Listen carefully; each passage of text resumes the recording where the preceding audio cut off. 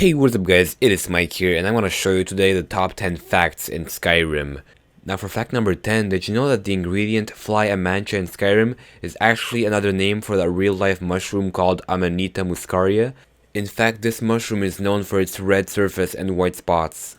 This mushroom is actually very toxic and very hallucinogenic, so selfless tribal shamans would actually ingest them and then suffer a very unpleasant toxic trip, and then they would pee out the hallucinogenic substance and people would drink it and have a pretty awesome experience, I guess. For fact number 9, there is actually no C in the dragon alphabet, but when you think about it, the C is actually not very useful. You can always replace the C with a K or an S, so it's superfluous anyway. Now for fact number 8, did you know that the Elder Scrolls Arena actually had a bunch of settlements from Skyrim, such as Karthwassen, Riverwood, and many more?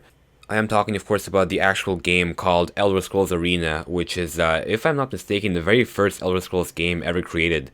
So it's a pretty good original. It was actually created before I was born, so I feel pretty young. But tell me in the comment section below if any of you played that game when it came out, because I am not of that generation. Now for number 7, did you know that the almighty Tellus had his throat slit by a High Rock Nightblade? And that same Nightblade killed the Emperor, which was Tellus' superior. But Tellus himself survived the assassination, and even though his throat was slit, he survived, but he couldn't use his shout anymore. But that did not stop him from becoming the Emperor.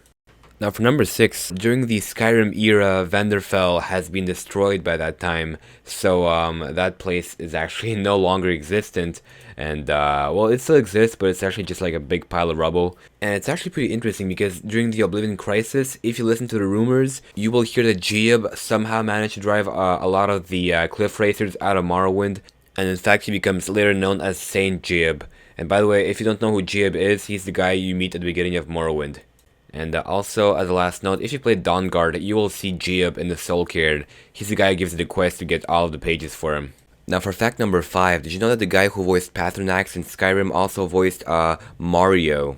And his name is Charles Martinet, and that's a pretty interesting thing because Mario and Patronax have very different voices, so I did not expect to see him voice both these characters. Now for fact number 4, when you kill an enemy, you actually have to loot their bodies to make them lighter so you can carry them. If enemies have too heavy items on them, then you won't be able to carry them because they'll be too heavy for your character to lift them. And this is a nice little touch of realism that Bethesda added to the game, but it can get pretty annoying gameplay wise to have to loot the enemies and get their stuff out before being able to carry them. Now for number 3, did you know that the dragons in Skyrim aren't actual dragons, but rather wyverns?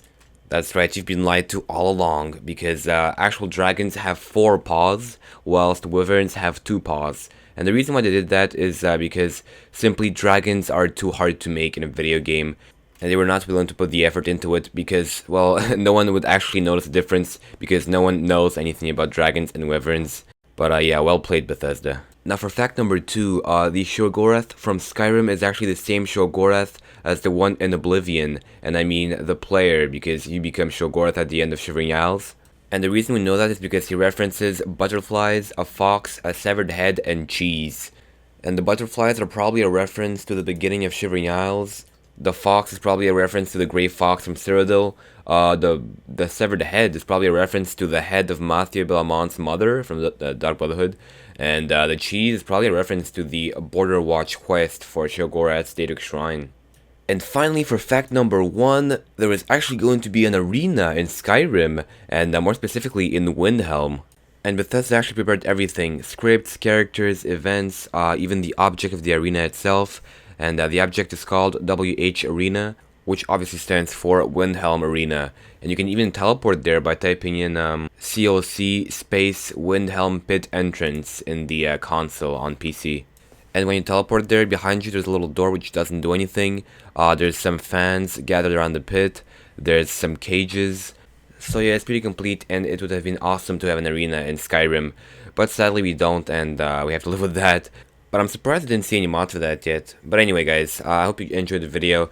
As always, leave me a like and subscribe to my channel if you liked the video. And also, if you have any ideas for more videos like this in the future, just leave me a comment below with your awesome ideas. And with that said, I'll see you guys later. Tellus guide you. Peace.